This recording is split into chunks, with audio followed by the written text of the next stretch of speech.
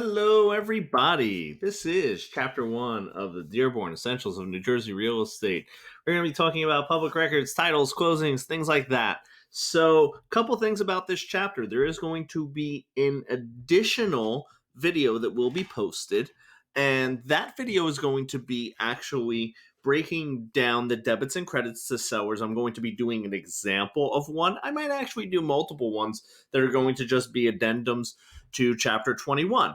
Those are going to be best viewed if you're on a computer, not on a mobile device. So, what we're going to be talking about now is really what is evidence of title? Why do we want to record it? What is recording? And what that all means. So, let's get into, first of all, the necessity for recording and what it gives you and the two different versions of it. So, the necessity for recording it is because you want to give notice that you have title to the property, that there was a deed that was transferred to you, that was signed and given to you. So you want to be able to record things so that you give what is referred to as constructive notice to the world, to anyone who wants to view it. So let's talk about the difference between constructive notice and that of actual notice.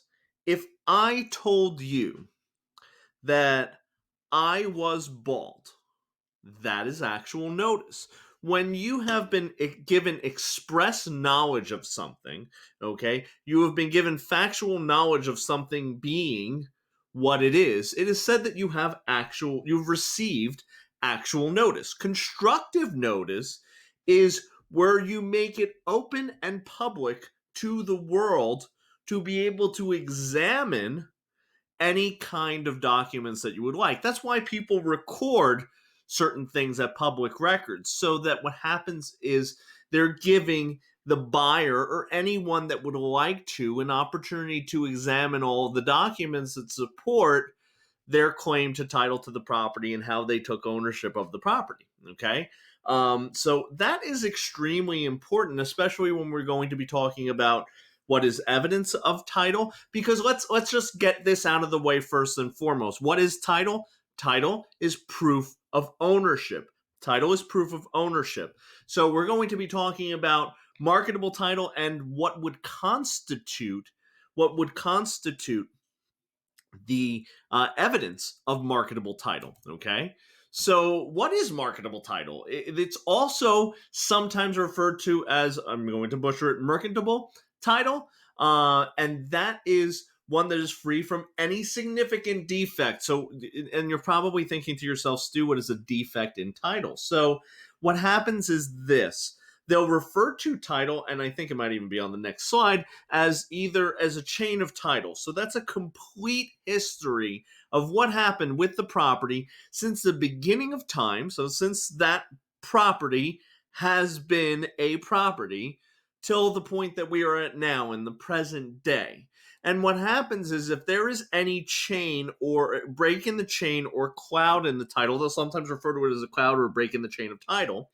What happens is this. Let's give an example of what would be a cloud in title. So someone passes away, and there was no known heirs, and it went to probate, and it was sold at let's say a sheriff's sale, stuff like that. And then what happened was there was no heirs or nobody found during that time. That could be a potential cloud or break in title. Whereas to someone at some point could come up and say and make a claim to the property and say, I actually that was my long lost great uncle, and I was his heir, and I have a claim to X property. Okay, that would be a cloud or a defect in title. Okay, so and you've heard me also refer to it's something called the chain of title. So I just kind of went over what it was. Chain of title. So think of a chain having multiple different links. There's something else that you'll also hear. And the other thing that you're going to hear in regards to a chain in title is something called an abstract of title.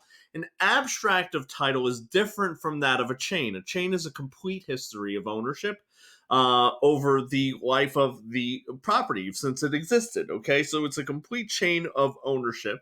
The abstract of title is basically a summary or a brief digest. And some people, okay, one thing I want to tell you guys, don't latch on to really certain words, because what happens is they could refer to it, they could use synonyms. And this is something really important for the test. They can and will use synonyms. So what happens is some people have been really latching on to, especially in my classes, that an abstract of a title is a summary. And then what happens is they give you one of the answers as it being a summary of something that is not an abstract of title. And what happens is you automatically latch onto that word. That's not a good thing. Understand that an abstract of title is a brief digest or a summary of the ownership and things that have affected title, okay? The chain of title is more complete. So there might be things in there that that are not necessary in an abstract of title. But right now, since we were talking about abstract of title, we talked about chain of title a little bit. I want to talk about what is in fact evidence of title. So abstract of title, which is a brief summary or digest of title, is going to have to accompany an attorney's opinion on that abstract of title, because the abstract of title is not sufficient enough to say that the person who in fact holds title now is the has clear evidence of title. Okay, an attorney's opinion must be accompanied by that. Okay, must be accompanied by that. The next thing that would suffice as evidence of title is a title insurance policy. Now, you're going to probably ask yourself, so a lot of people ask me, Stu, what is title insurance? So, what title insurance is a title insurance company. They look through the chain of title, the abstract of title, okay, and they make and they say, okay, we can insure you, okay, as the title, we can give you title insurance based on what we see here and title being transferred to you with the new deed, okay? So they're going to issue title insurance to you there. Now, it differs from some insurance that you might think of, is because what happens is this. Title insurance, you pay for it once and then that's it, okay? You don't pay for it again unless you purchase a new property or title transfers. You won't have to pay for it again, because what happens is this. If I take out, let's say I'm comparing it to auto insurance just for an example.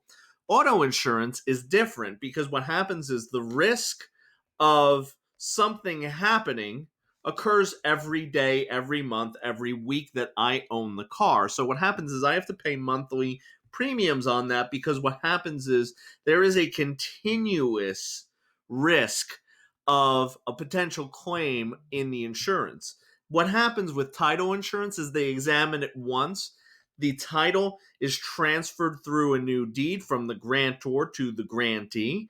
And then what happens is, unless something happens to affect title, nothing changes. It is basically they're examining a snapshot in time, and there are no further risks to it because the examination has already been done, and basically it's almost like encapsulated, frozen in time to at that moment. So what happens is, imagine this.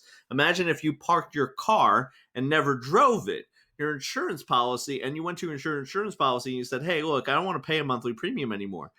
They probably would agree with you, and they would probably say, sure, you don't even need to have the car insured, right? With title insurance, it's basically just taking a snapshot. They insure you going back to the beginning of time. And if there are any claims to the property, okay, for any clouds, any defects, someone just coming up and saying, hey, I have a claim to title on that property, they'll take care of that for you. So that is a very, very good thing to have, okay? The next one is a Torrance certificate. Now, some of you who may be outside of the state of New Jersey and watching this and saying, hey, I want to learn something. If you have a Torrance system, I could do a video where I go a little more detail into the Torrance system. In New Jersey, we do not have a Torrance system. So a Torrance certificate in New Jersey would not be an applicable way to show evidence of title, okay? We do not use a Torrance system, so a Torrance certificate would not be applicable, okay? Another form of evidence of title is going to be that of certificate of title. Typically in New Jersey, most states, your title insurance policy is going to be what is going to be evidence of title for you. Okay, unless you're in a Torrens system state, then you would be using probably a Torrens certificate. But certificate of title is something that you may or may not have, but that is also something that could be evidence of title. Now, also in New Jersey, I just want to say a couple of other things when we're closing or when we go to or we have a transfer on a property. There's typically what we call a certificate of occupancy requirement. Now, sometimes you'll have just a smoke alarm and fire extinguisher requirement with the carbon monoxide, and what they'll be doing is this: they'll have someone come in, they'll have a state inspector come in, and that state inspector is going to basically check on the property, check on the smoke detectors, and depending on what the requirements are for that town would dictate what they actually would require. Some require fresh coat of paint, some will do a more thorough certificate of occupancy inspection. However, it's something that this goes town by town, and you would have to check with your town's specific requirements in order to figure out what is required for your certificate of occupancy. And this is usually needed on any transfer, any sale, and also when a new rental would come into play. Okay, so there's several times that this would happen. And again, check with your local municipality to fully understand what is needed and what is required. That being said, I told you guys that I'm going to make an accompanying video that is going to show you the debits and credits to a buyer and seller, and I might do multiple ones of those, okay, to break it down for you to try to help you. But something else I want to do is I want to leave this screen up here and just chit-chat for a couple seconds about prorations, okay? About arrears in advance, stuff like that, because you're going to see that there's probably going to be a question on the test that is going to ask you at some point to prorate. So when you're talking about insurance, taxes, interest, and rents, they're going to be calculated on a 360-30, on a 360-year, 30-day month calendar, okay? So they're going to prorate down to that. Now, anything else, the monthly charge would be divided by the actual number of days in the month, and the yearly charge will be divided by 365 to determine the daily. Okay, so for anything other than insurance, taxes, interest, and rents, you're going to be looking at a 365 actual days of the month. Okay, everything else, if it's insurance, taxes, interest, or rents, 360-30. Okay, on a leap year, on a February, on an anything, it's going to be a 360-30 on insurance, taxes, interest, and rents. But guys, that's all I got for you for chapter 21. Thank you so much for sticking with me. And again, like I said, I am going to have some more things at the end when we're talking about the accompanying document. I'm also going to, in the accompanying document, go over RESPA. So it's something that I do want you to go see that other video. I want you to check those videos because there's going to be a lot of information that's going to accompany 21. Okay? So guys, have a great one. We'll talk soon.